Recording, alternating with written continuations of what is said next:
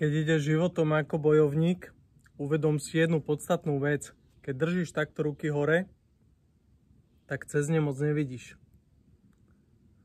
Ak sa prebíjaš takto v živote proste pesťami a podobne, nevidíš cez ne. Čiže ten hnev, ten smutok, tá beznádej, tá nenávisť, všetko, čo to človek nosí v sebe, z toho života, z tých skúseností životných a zo všetkého, tak ti to bráni vo výhľade. Ak sa chceš uzdraviť z choroby, uzdraviť si vzťahy, dostať sa zo všetkého možného a žiť pokojný a zdravý život, tak tie ruky musíš dať dole, aby si videl jasne, čo máš pred sebou, čo máš okolo seba, čo máš v sebe. Lebo takto sa dlho nedá ísť. Jednak málo vidíš, čo máš pred sebou, a jednak boj so životom, boj s chorobami neskutočne vyčerpáva. Teraz letel motýl okolo, aké pekné.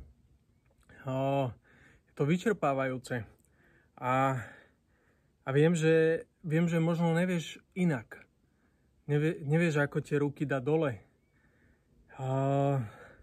Ja som v minulom videu rozprával o tom, že keď v sebe nosíme nejaký hnev a nejaký smutok, nejakú nenávisť a predierame sa takto životom cez bolesť, cez utrpenie, tak si skúsme tú našu bolesť, tú našu chorobu predstaviť ako nejakú bytosť, nejaké zviera alebo tak.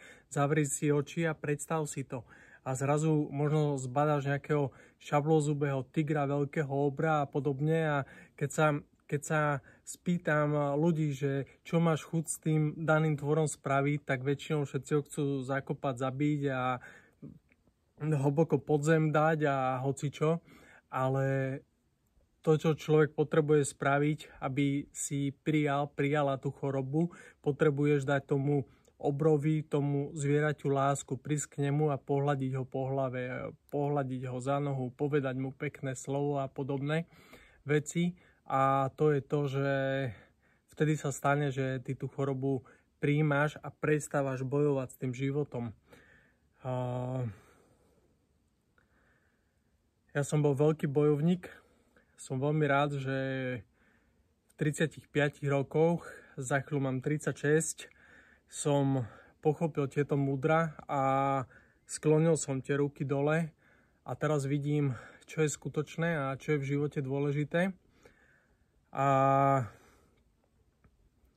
hlavne prijímam veci, ktoré sa mi dejú, lebo to neznamená, že keď človek skloní ruky, tak už sa mu nebudú diať zlé veci v živote, ale zmení sa postoj a je obrovský rozdiel, keď sa stane niečo ťažké alebo ochorie alebo niečo, tak je obrovský rozdiel, keď sa na tú danú chorobu alebo na tú nepríjemnosť v živote pozerá takto alebo takto.